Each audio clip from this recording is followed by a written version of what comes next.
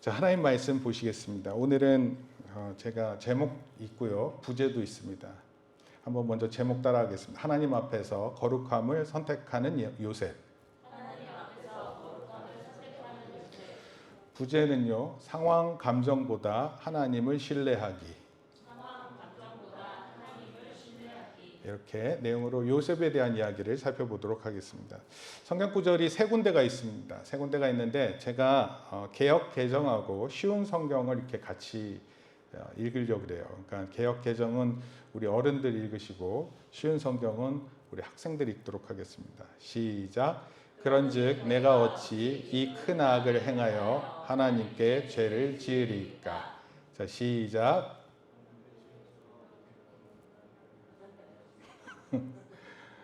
이게 뭔 소리입니까? 조금만 다시 읽어봅시다. 그런데 제가 마치 죄를 지은 사람이 하는 것. 시작. 그런데 제가 어떻게 그런 나쁜 일을 할 수가 있겠습니까? 그것은 하나님께 죄를 짓는 일입니다. 자, 어른들이 읽습니다. 시작. 하나님이 큰 구원으로 당신들의 생명을 보존하고 당신들의 후손을 세상에 두시려고 나를 당신들보다 먼저 보내셨나니 그런즉 나를 이리로 보낸 이는 당신들이 아니요 하나님이시라. 하나님이 나를 바로에게 아버지로 삼으시고 그 온 집의 주로 삼으시며 애굽 온 땅의 통치자로 삼으셨나이다. 우리 학생들 읽습니다. 시작. 그래서 하나님께서는 형님들과 형님 자손이 살아남도록 하려고 저를 먼저 이곳에 보내신 것이에요. 그러니 저를 이곳에 보내신 분은 형님들이 아니라 하나님이십니다. 하나님께서 저를 이집트 왕의 가장 높은 신하로 만드셨습니다. 왕궁의 모든 일을 제가 맡고 있답니다. 저는 모든 이집트 땅의 주인입니다. 그리고 50장 한 절 더 있어요. 19절에서 20절입니다. 시작. 요셉이 그들에게 이르되 두려워하지 마소서. 내가 하나님을 대신하리이까. 당신들은 나를 해하려 하였으나 하나님은 그것을 선으로 바꾸사 오늘과 같이 많은 백성의 생명을 구원하게 하시려 하셨나니 당신들은 두려워하지 마소서. 내가 당신들과 당신들의 자녀를 기르리이다 하고 그들을 간곡한 말로 위로하였더라. 우리 학생들이 읽습니다. 시작. 그 말을 듣고 요셉이 형들에게 말했습니다.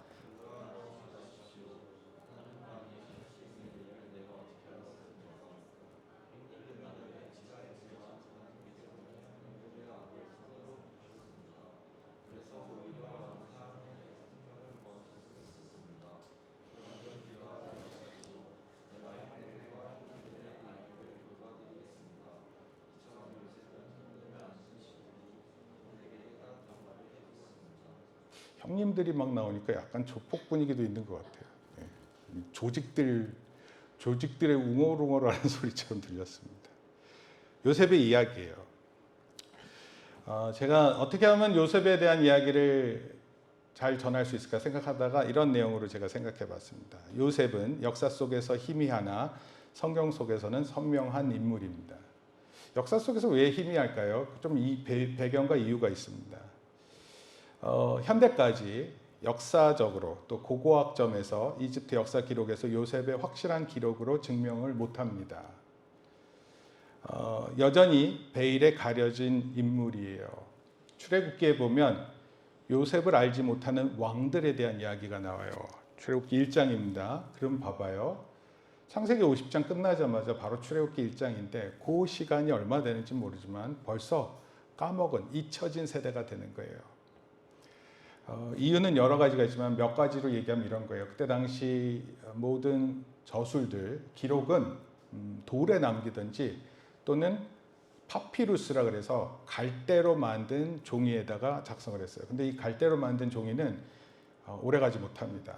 100년을 가지 못해. 다 부스러집니다. 그래서 그것이 남아있기는 매우 희귀합니다. 남아있기도 해요.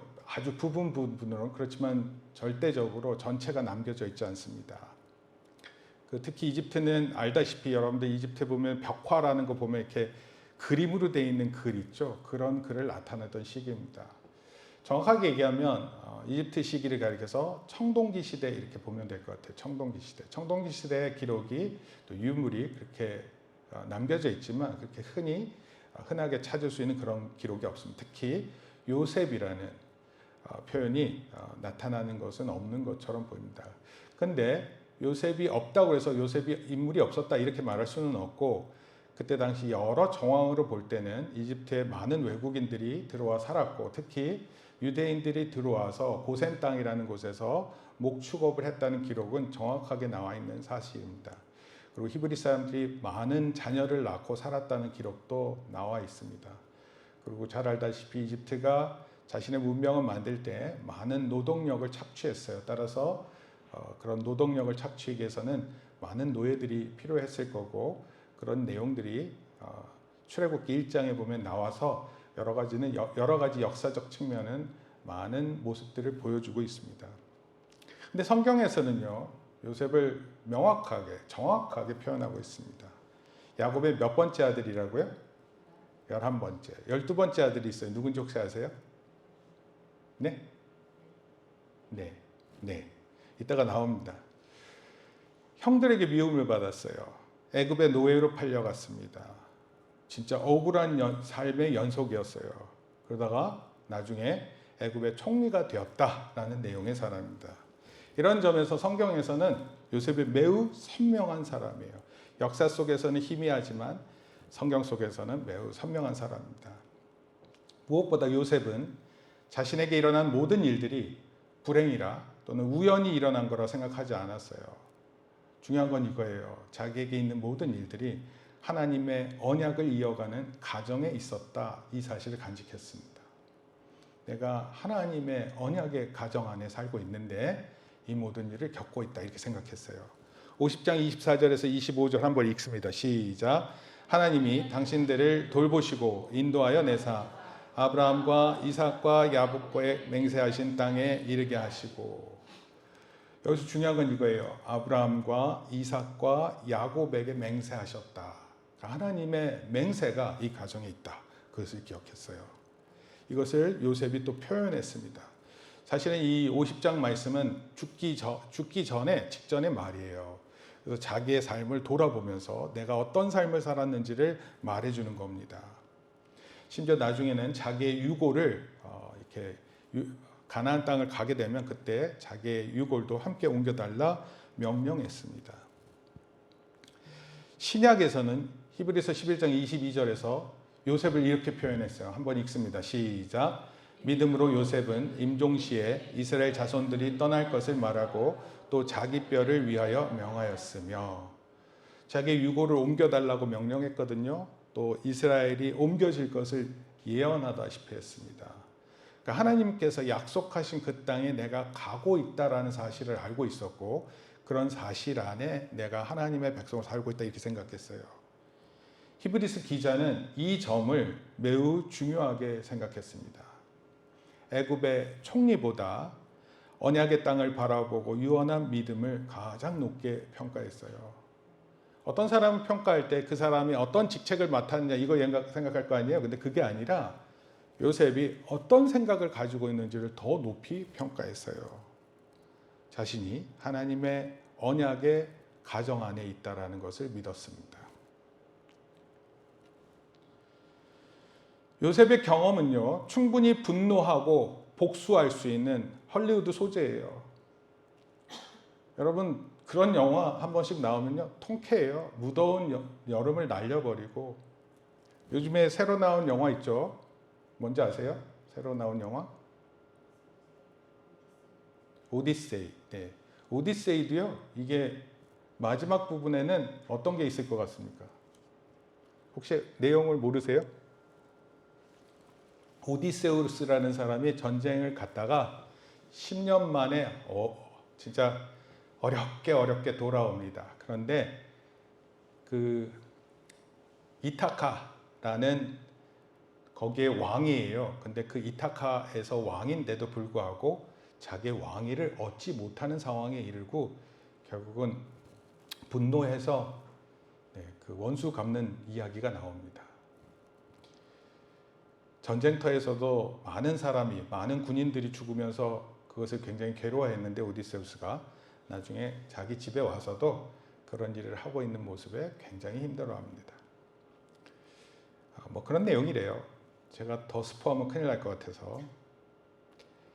근데 성경은요, 요셉이 화난 마음을 넘어서서 삶의 주도권이 상처를 준 사람에게 계속 있으면 그 삶의 주도권이 그 사람에게 있는 거거든요.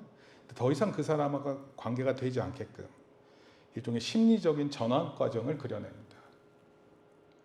마치 전혀 저 사람들에 의해서 어떤 결과가 있지 않았다고 생각하는 것처럼 우리도 종종 복수라는 것이 타인에게 조종당하는 상태이고 분노 뒤에 숨은 진짜 감정을 못 읽는 때가 많아요. 그래서 순간에 내 복수심 있잖아요. 그것을 내 순간의 감정으로 표현해내는 것이 가장 좋다. 그게 원수 갚는 일이다 이렇게 표현하는 것 같아요. 근데 이게 사실은 복수심에 불타는 나는 잘못한 게 없잖아요. 억울한 것만 많잖아요. 그런데 나도 똑같은 그런 사람이 된다라는 것을 경고하는 겁니다. 무엇보다 성경에서는 용서라는 것이 가해자를 해방시키는 게 아니라 피해자를 해방시키는 일이라는 사실을 분명히 우리에게 전하고 있습니다. 요셉의 선명함은 그의 말에서 나타납니다. 형들은 팔았지만 하나님은 보내셨다. 창세기 45장 5절인데요. 같이 읽습니다. 당신들이 시작. 당신들이 나를 이곳에 팔았다고 해서 근심하지 마소서. 하나님이 생명을 구원하시려고 나를 당신들보다 먼저 보내셨나이다. 고통과 고난 가운데서 이런 깊은 하나님의 계획과 하나님의 마음을 읽어낸다는 건 정말 쉽지 않은 것 같아요. 근데 요셉은 바로 그런 것을 알아낸 그런 모습을 결정한 그런 사람입니다. 오늘 하나님도 우리에게 이런 선택을 원하십니다. 상처받을 때 미움을 나타내는가 아니면 용서할 수 있는가? 유혹을 받을 때 순간적인 즐거움인가 아니면 하나님인가? 억울한 일이 있을 때 그 억울한 일 때문에 내가 하던 일을 모두 포기할 것인가 아니면 내가 해야 할 일을 계속할 수 있는 것인가? 우리 선택 그렇게 큰 게 아니에요. 우리 일상의 결정 그렇게 큰 일 아닙니다. 작은 일입니다. 그런데 그 선택이 우리의 삶을 만들어 갑니다. 하나님은 오늘도 우리의 선택을 통해 우리를 하나님의 사람으로 세워가심을 믿습니다. 그래서 제가 오늘 요셉을 통해서 나타난 4가지 선택 살펴보러 갑니다. 첫째, 읽겠습니다. 시작. 요셉은 유혹 앞에서 하나님을 선택했습니다. 여러분들에게 유혹이 어떤 건지 생각하시면서 내용을 들어보세요. 요셉은요, 종으로 팔려갔어요. 그래서 이집트, 애굽에 팔려갔습니다. 거기에서 시위대장 보디발의 집에서 종으로 살아갑니다. 종으로 팔렸으니까 어느 곳에 종으로 사는 거예요. 근데 그는 노예임에도 불구하고 자신의 신분을 핑계로 막 살지 않았어요. 내가 아버지가 있었고 형들이 있었는데 그런 가정에 있던 내가 자식이었는데 내가 종이 되었다. 이것을 한탄하면서 나 망가질 대로 망가졌으니까 내 마음대로 살아야지. 그렇게 하지 않았습니다. 성경은 오히려 이렇게 얘기해요.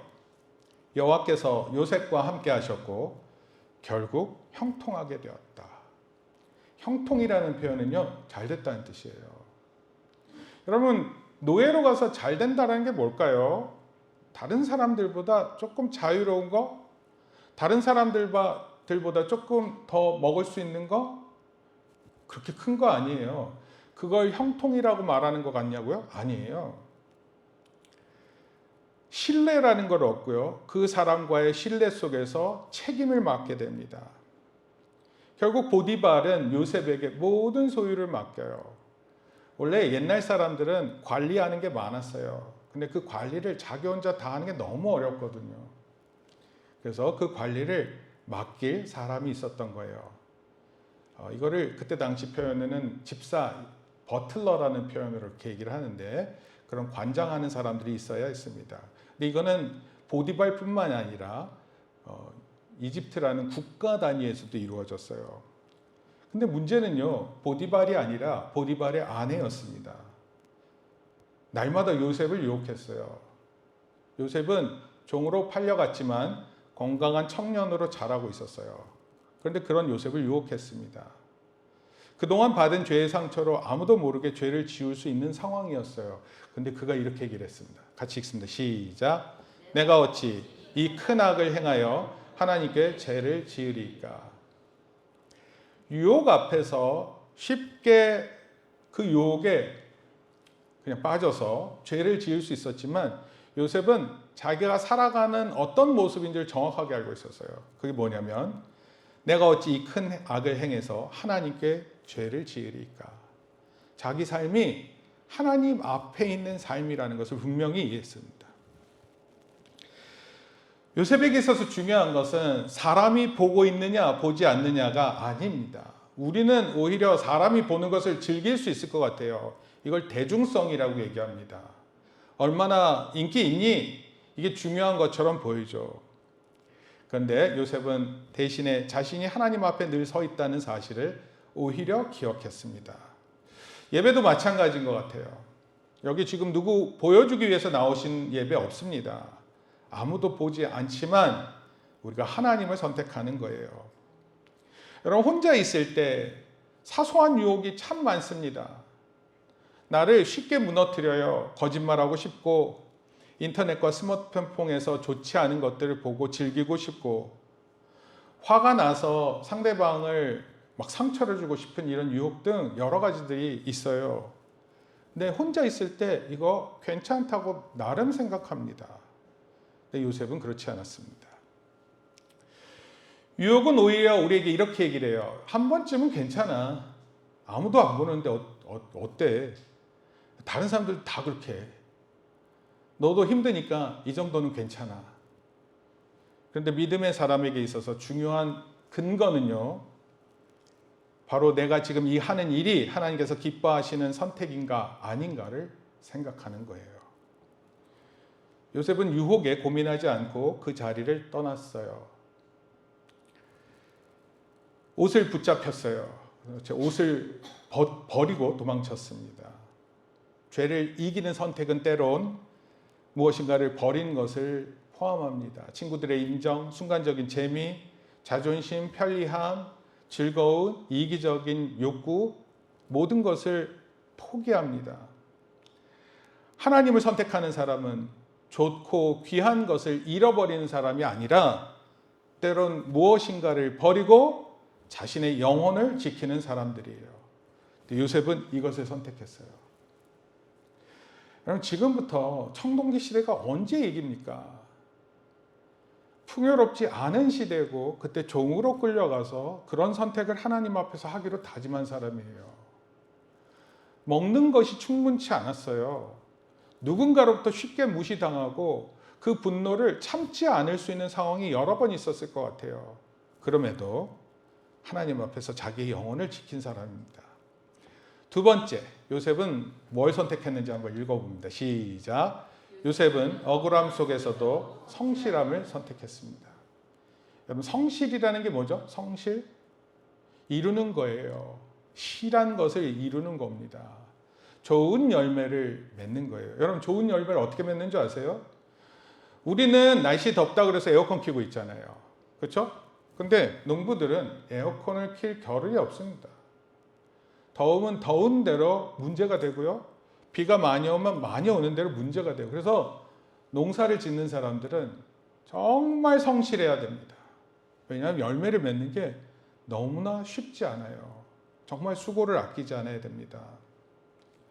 여러분, 유혹을 거절했으면, 보디발의 아내가 유혹했을 때 그 거절했으면 하나님께서 바로 야, 너 이걸 거절해서 하나님의 사람을 있다니 참 대단하구나 하고 좋은 결과가 있어야 될 거 아니에요. 근데 그렇지 않습니다. 오히려 보디발의 아내는 요셉을 거짓으로 고발했고 요셉은 죄를 짓지 않았음에도 감옥을 가야 됐어요.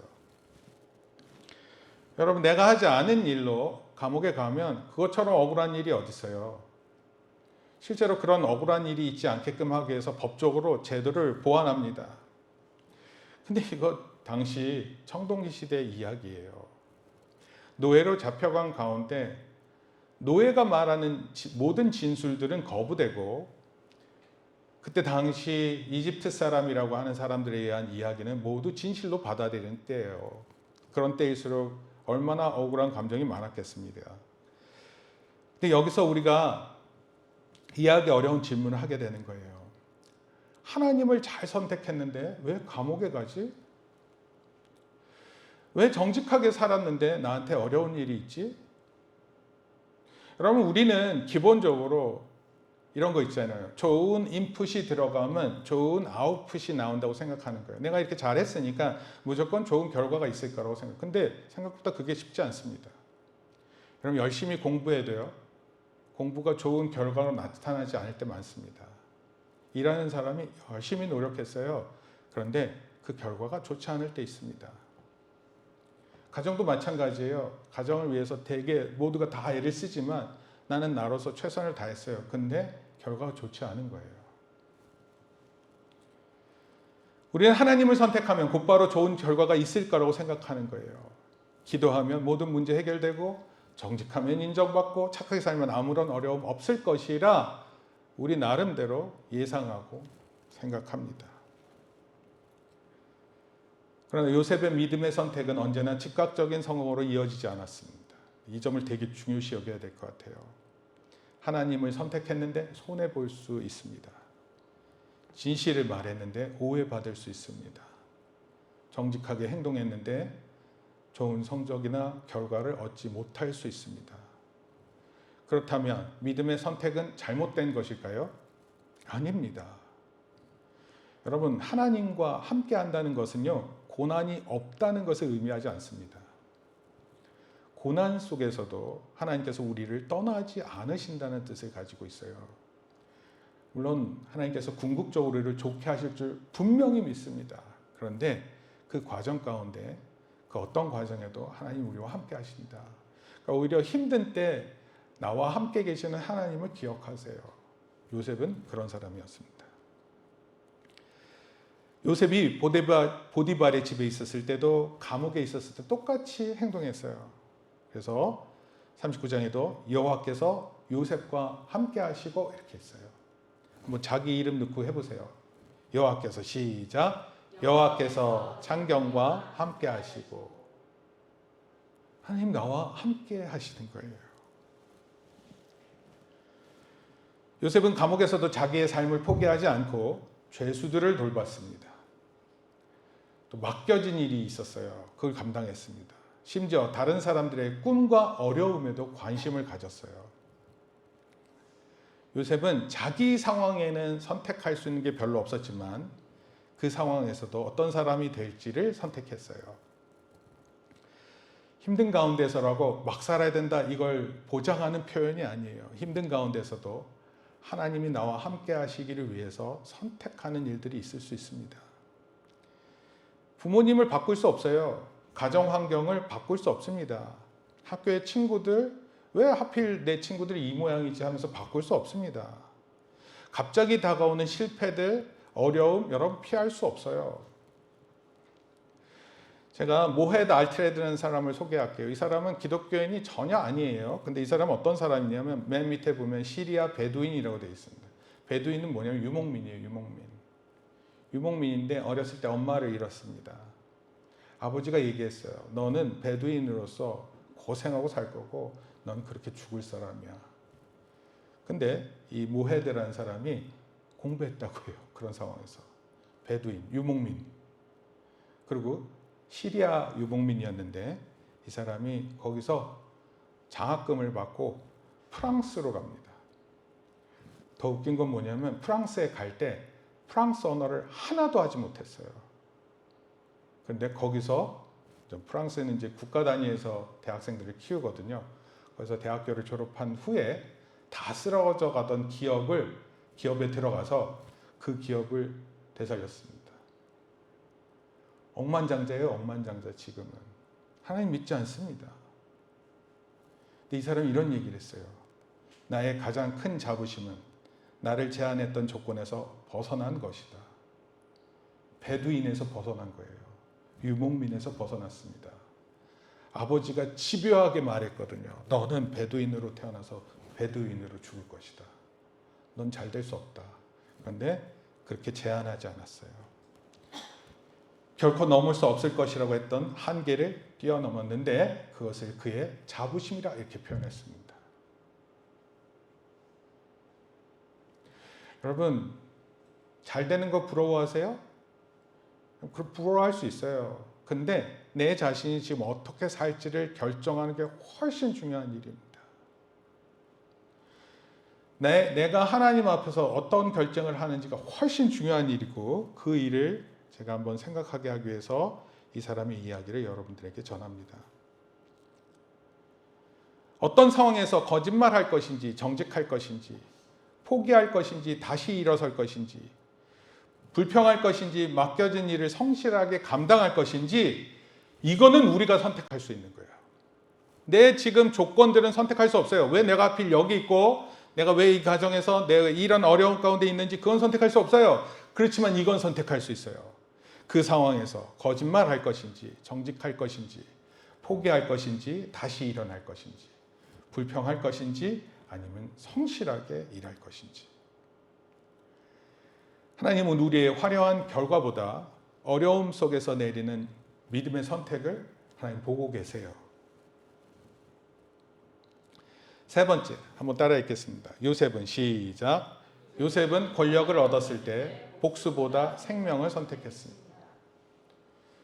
여러분, 대부분의 리벤지라 그러죠. 리벤지, 복수를 담은 영화들은 영화가 이렇게 처음에는 억울함을 당하다가 어느 순간 이게 클라이맥스로 올라가면서 그 복수를 할 수 있는 힘을 가지는 때가 되는 거예요. 만약에 헐리우드가 요셉을 정반대의 인물로 묘사했으면 그것도 볼만할 것 같아요. 영화적 측면에서는.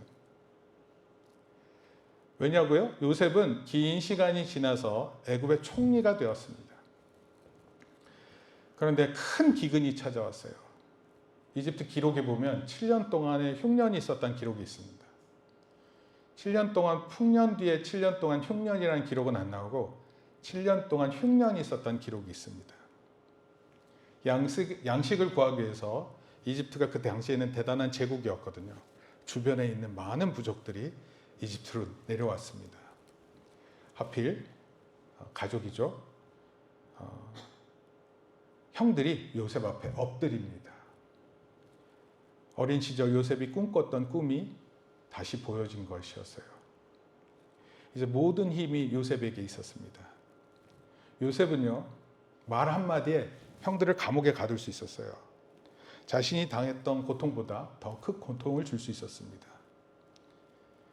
아마도 요셉이 오랜 시간 애굽에서 지냈기 때문에 애굽 문물에 물들어 그 모습도 알아보기 힘들었을 것 같아요. 아무런 설명 없이도 복수는 어떻게든 할 수 있는 거예요.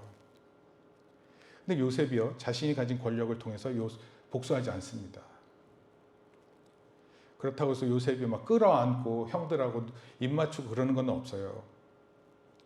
형들이 과거와는 다른 삶을 살고 있는지 그게 궁금해서 물어봅니다. 그게 뭐냐면 베냐민이 어떻게 지내는지를 묻습니다.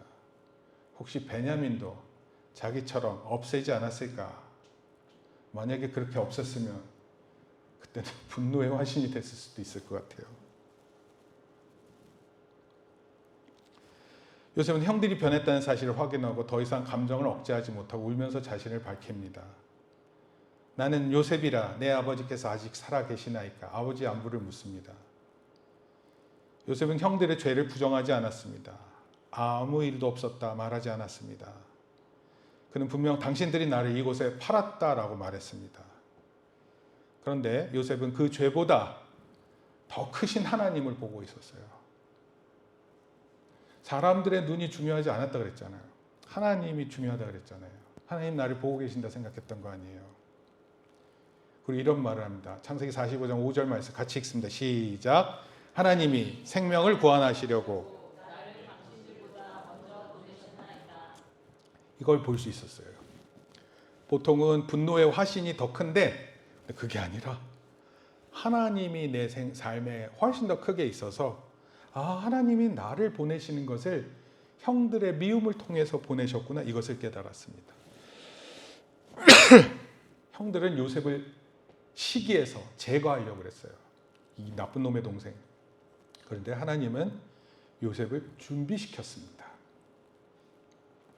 형들은 한 동생을 팔았지만 하나님은 그 요셉을 통해 많은 가족들을 살리시려고 준비하셨던 거예요.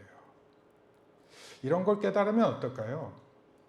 하나님께서 나를 준비해서 우리 가정을 살리는구나. 하나님께서 나만 살리시는 게 아니구나. 다른 사람도 더 살리는구나. 용서는요, 잘못을 잘했다고 말하는 게 아닙니다. 상처를 느끼지 않는 것도 아닙니다. 용서는 나에게 상처를 준 사람이 내 인생의 주인이 되지 못하게 만드는 선택이에요. 나는 더 이상 너가 했던 그 행위로 내가 그것을 계속 생각나게 해서 그 과거에 집착하게 만들고 그것에 대한 분노를 표현하는 것, 그것이 내 인생의 목표가 아니라고 말하는 겁니다. 요셉은 형들의 행동이 자신의 남은 삶을 결정하도록 내버려 두지 않았어요. 내 앞으로의 인생은 그런 것에 절대로 휘둘릴 수 없다. 여러분, 복수의 사람이 아니라 생명을 살리는 사람이 되기로 선택한 거예요. 여러분, 저는 우리가 겪는 많은 어려움과 힘든 것들이 좀 분명 생명을 살리는 기회가 될 것이라고 믿습니다. 많은 사람들이 이렇게 생각해요. 우리 자식이 요셉처럼 총리가 되고 권력을 다 차지하고 그랬으면 좋겠다. 여러분, 그러려면요, 중요한 게 있어요. 일단 노예로 팔려야 돼. 한번 팔아보세요. 누가 아무나 한 명씩 좀 팔아보세요. 팔아가지고 진짜 고생이 있는 대로 다 하고. 여러분, 수많은 베두인이 있었는데 베두인 가운데 깨닫는 사람 진짜 하늘의 별 따기예요. 하늘의 별 따기. 여러분, 우리가 하나님 말씀을 믿을 때 독보적인 사람으로 믿으셔야 돼요. 유일무이하게 하나님을 신뢰해야 됩니다. 될 거야 안 될 거야 대충 통밥 굴려서 생각하는 그런 게 믿음이 아니라 전적으로 신뢰하고 내 마음을 가다듬는 것입니다. 네 번째, 요셉은 시작. 요셉은 자신의 삶에서 하나님의 목적을 발견했습니다. 여러분, 이게 어쩌면 우리 모두에게 있는 궁극적인 목표예요. 하나님께서 나를 왜 보내셨을까, 이 땅 가운데.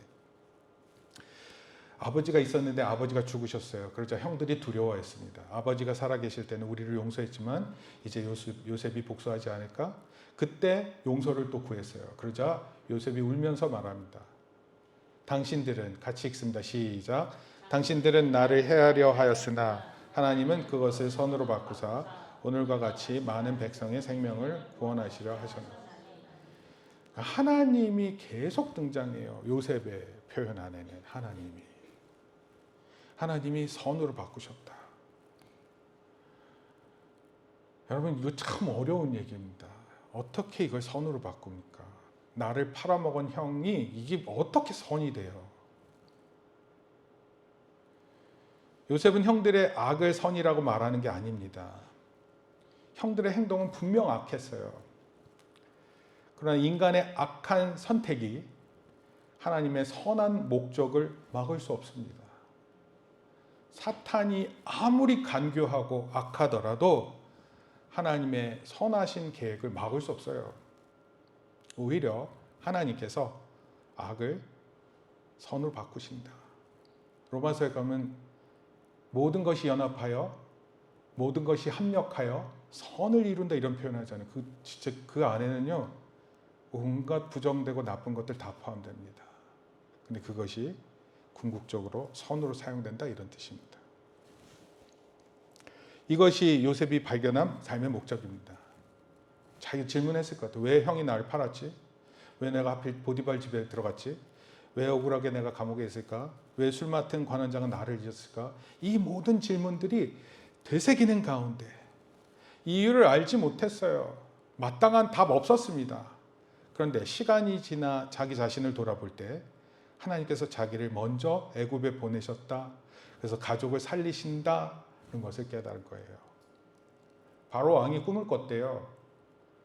희한한 꿈입니다. 근데 꿈을 얘기하지 않고 그 꿈을 해석하라고 합니다. 그 꿈이 다른 거 아니에요.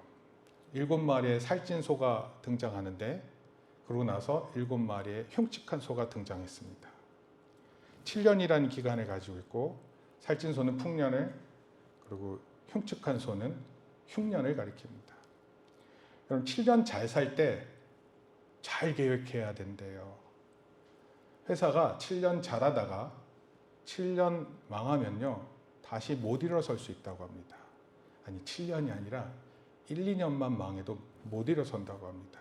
특히 농부들은요 그게 너무 충격적으로 피해를 입을 수 있대요. 작황이 안 좋아서 한번 망하면 생존과 관련된 문제예요. 이게 비즈니스가 된다 안 된다 이런 얘기가 아닙니다. 그런데 하나님께서 자신을 먼저 애굽에 보내셨다는 사실을 깨달았습니다. 우리도 우리 삶에서 무슨 일이 일어나는지, 왜 일어나는지 잘 알지 못해요.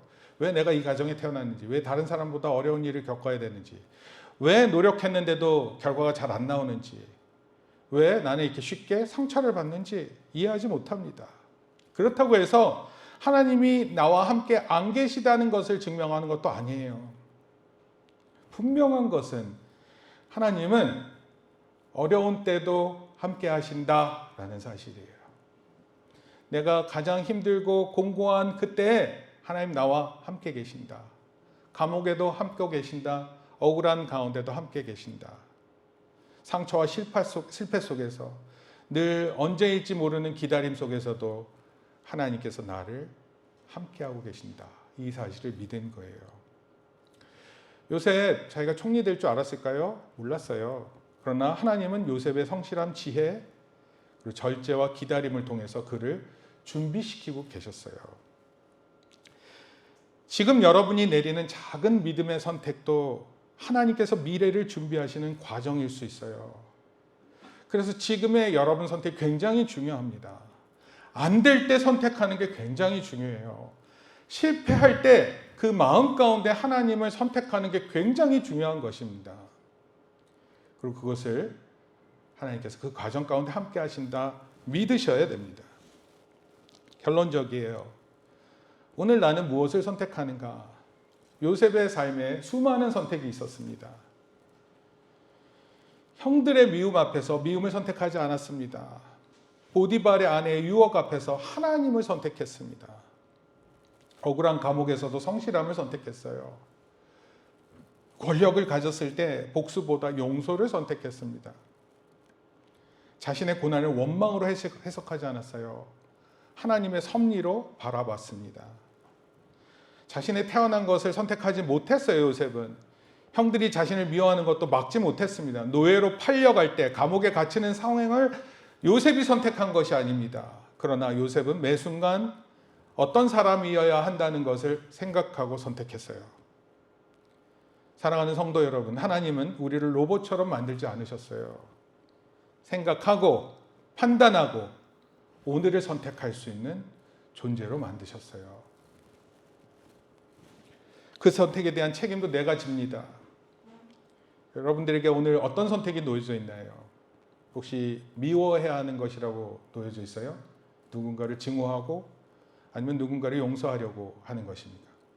거짓말해야 할지, 진실을 말해야 할지, 유혹을 따라갈 것인지, 아니면 그 자리를 떠나야 할 것인지, 실패했으니까 포기해야지, 아니면 다시 한번 일어나야지, 세상의 목소리를 따를 것인가, 아니면 하나님의 말씀을 따를 것인가. 하나님께서는 우리에게 완벽한 선택만을 요구하시지 않아요. 하나님은 넘어져도 다시 한번 일어나기를 소원하시는 거예요. 일주일 길지도 짧지도 않은 시간입니다. 그런데 이 시간마다 돌아오는 하나님 앞에 예배 가운데 내가 하나님을 선택하는 것을 경험하기를 원하세요. 요셉은 다 이해하지 못했지만 하나님을 신뢰했습니다. 여러분에게도 일어난 모든 일들이 여러분의 정체성이 되지 않게 만드세요. 나는 이런 사람이 될 거야 라고 만들어지지 않게 하세요. 그것이 부정의 화신으로 분노의 화신이 되지 않게 막으셔야 됩니다. 악한 것이 내 마음을 다스리지 않게 내 마음을 하나님 앞에서 지키셔야 하는 것입니다. 하나님은 여러분의 삶을 통해서 다시 한번 강조하지만 누군가를 살리시길 원하세요. 나 하나로 인해서 누군가가 사는 것입니다. 사랑하는 성도 여러분, 가정과 친구, 학교와 교회를 살리는 사람으로 우리를 부르심을 믿으셔야 합니다. 그래서 저는 오늘 이렇게 결단했으면 좋겠어요. 나는 감정이 아니라 하나님의 말씀을 선택하겠습니다. 나는 유혹보다 하나님을 선택하겠습니다. 나는 복수보다 생명을 살리는 길을 선택하겠습니다. 나는 이해할 수 없는 순간에도 하나님을 믿겠습니다. 우리의 감정, 유혹, 복수, 이해할 수 없는 상황 가운데서도 하나님을 선택할 이유가 분명히 있음을 요셉을 통해서 배우는 저와 여러분 되기를 바랍니다. 형들은 요셉을 팔았지만 하나님은 요셉을 보내셨어요. 사람들은 요셉의 인생을 망치려 했지만 하나님은 그 인생을 통해 많은 생명을 살리게 하셨어요.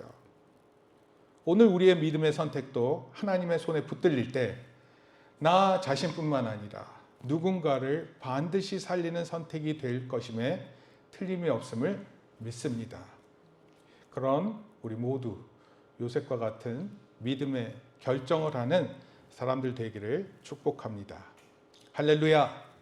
아멘. 같이 기도하시겠습니다. 하나님 아버지, 요셉이 상처와 유혹, 억울함과 기다림 속에서도 하나님을 선택했던 것처럼 우리도 매 순간 믿음으로 선택하게 하옵소서. 다른 사람의 미움과 잘못이 우리의 인생을 결정하지 못하게 하시고 분노와 복수보다 용서와 생명을 선택하게 하옵소서. 지금은 이해할 수 없는 어려움 속에서도 하나님께서 우리와 함께 하시며 선한 목적을 이루고 계심을 믿게 하옵소서. 우리의 작은 선택을 통해 가정과 친구와 공동체를 살리는 하나님의 사람으로 살아가게 하옵소서.